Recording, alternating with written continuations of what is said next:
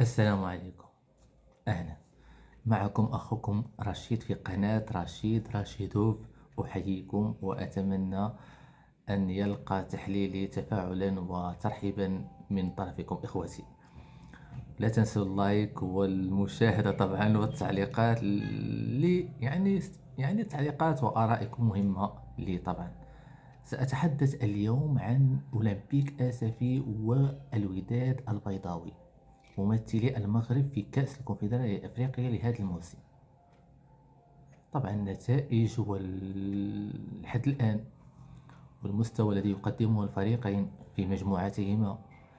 سوف أبدأ بأولمبيك آسفي أو حاضرة المحيط آسفي المدينة العزيزة، أو القرش المسفيوي كما يحلو لمشجعي وجماهير فريق عاصمة عبدة آسفي أن يلقبوا به فريقهم.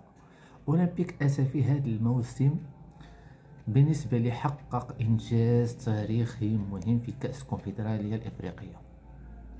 علاش؟ لأنها أول مرة يشارك في تاريخه استطاع أنه يصل إلى دور المجموعات في مسار صعب أمام الملعب التونسي، الفريق اللي عنده ألقاب كبيرة استطاع أنه يتأهل على حسابه. ثم في مجموعة قوية حاليا استطاع أنه يجمع 9 نقاط من فوزين خارج الميدان، يعني في الأدغال الإفريقية، وهذا ليس سهلا، في كوت ديفوار وفي مالي. وأمام من؟ أمام من؟ أمام يعني بطل مالي. ورغم الهزيمة محليا ولكن لا أعتبرها يعني مؤثرة، لأنها أمام طبعا فريق كبير من نخبة الأندية في الجزائر، وكذلك ديربي مغاربي طبيعي جدا أن تكون هناك. المهم أنه استطاع أن يرجع في النتيجة لاحقا وأن يجمع 9 نقاط، وأنا على ضمانتي 100% تأهل إلى الربع النهائي.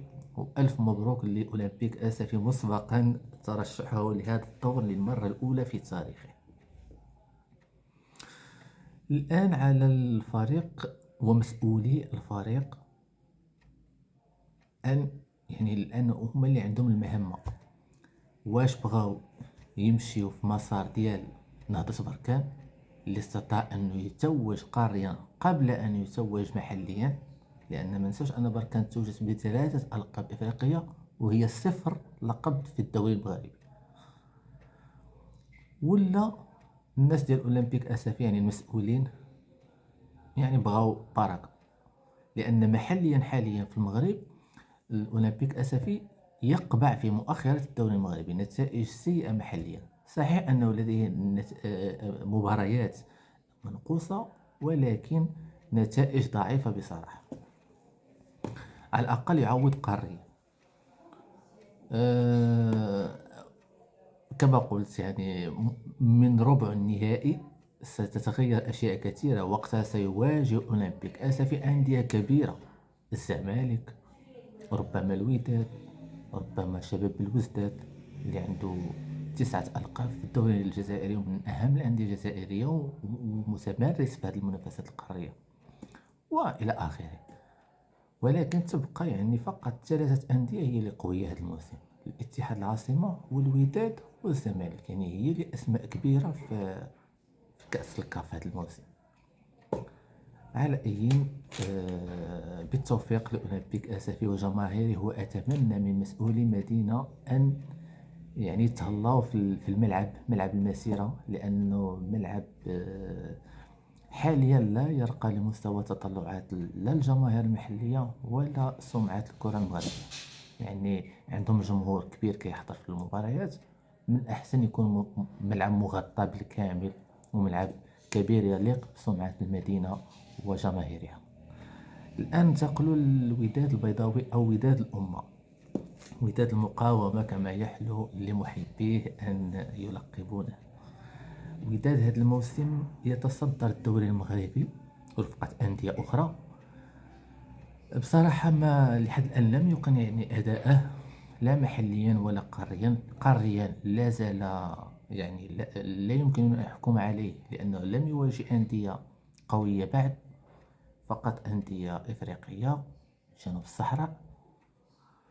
والأداء لا زال لا يرقى لمستوى التطلعات لا جماهير الوداد ولا نحن كجمهور متطلع. يعني أنا نحكي لك عليا شخصيا، هاد الوداد ديال 2022 وديال 2019 ديال 2017 توحشناه صح اصاحبي. خصو يرجع الوداد الأمة اللي كان، لأن وداد الألقاب الإفريقية. وهذا العام كأس الكاف راه خصها تكون ديال الوداد سالينا. لأن أولا لأنه فريق كبير عنده كافة الإمكانيات الكبيرة، ماديا جماهيريا، الخبرة، التاريخ الكبير. لا يعقل أنه لا يتوج بهذا الكأس، وفيها ما فيهاش المنافسة كبيرة حاليا. انا عندي ما بغيتش نهضر بزاف على الامور التقنيه، ولكن شخصيا ما عجبنيش الاطار التقني والفني في الفريق. اللاعبين جيدين، لا من بن عبيد الى مفيد الى كافه اللاعبين، حتى يعني اللي عاد بداو لعبوا مثلا زياش عندهم لاعبين يعني دوليين سابقين بحال مرابط بحال بزياش. ولكن المشكل في في التدريب. يعني أنا تسيريا لن أتحدث لأنهم جابوا كافة اللاعبين اللي بغى الطاقم التقني، ولكن الطاقم التقني لم يقدم ما يشفع له للبقاء. أنا ديما عندي مؤخرا مشكلة مع الجيش الملكي والوداد، عندهم سوء اختيار المدربين. والوداد إلا بغى ينافس على الألقاب، خاصة اللقب القاري هذا الموسم، خصو يختار المدرب اللي باغي الألقاب. قلت أن الوداد يعني هو أيضا ضمن التأهل تقريبا إلى الدور ربع النهائي. مازال عنده مباراة مهمة في الجولة السادسة في الدار البيضاء، أتوقع أن يفوز بها طبعا أمام عسام التنزاني أعتقد. وربما قد يجلب انتصار أو تعادل من كينيا في نهاية هذا الأسبوع. أتمنى كل التوفيق طبعا للوداد ولأولمبيك أسفي أيضا في كأس الكونفدرالية الإفريقية، لأن كأس الكونفدرالية الإفريقية والفنا هي اللي كنعوضوا بها الفشل ديالنا للأسف منذ سنة 2022 إلى الآن في دوري أبطال أفريقيا. ودوري أبطال أفريقيا بدا كيصعب، هذاك حكاية أخرى دابا نهضر عليه، خصوصا مع التألق الكبير ديال بيراميدز اللي ولا كيتفوق حتى على الأهلي، والإمكانيات الكبيرة اللي ولات عند كثير من الأندية الإفريقية.